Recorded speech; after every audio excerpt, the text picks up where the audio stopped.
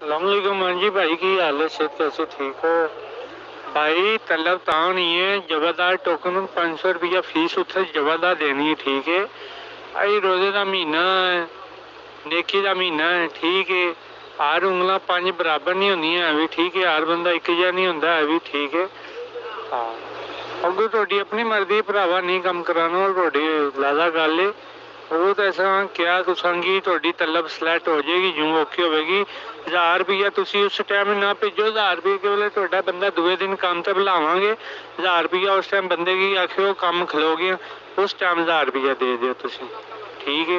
1000 रुपया फीस जवादा दफ्तर दी, मतलब अंबल दी उत्थे पहलां देनी है, टोकन ला के बंदे दा फिर तलब होनी है, ठीक है? अगो है तुहाडी अपनी मर्जी भरावा।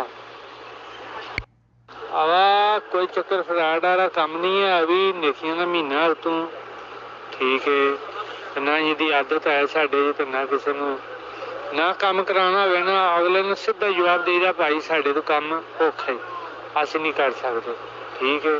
अगो भरावा तेरी अपनी नेकी है, गलबात जो भी आए तुहाडी है, नहीं दिल मनदा तुहाडा, मुश्किल नहीं है अभी।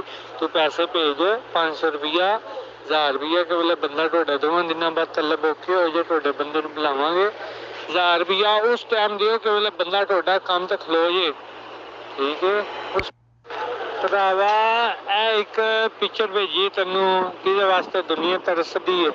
आज कसम आना मैं खाने वास्ते तैयार हाँ, तेरे पैसे खा के कोई बंदा लैके नसन नहीं लगा, काम करा के देंगा उस दिन, 2 दिनों के अंदर अंदर तेरा बंदा काम ते लवांगा। 500 रियाल तुसां पहला फीस भेजनी टोकन दी, ठीक है? अपना जगह दफ्तर मतलब अंबल की फीस, फिर 500 रुपये तुसां पहला करनी है ना। भरावा हुण भी यकीन होवे तो मेरा भरा मैनूं ना हाँ ना दा जवाब दे दे, मुश्किल नहीं आ रही, ठीक है?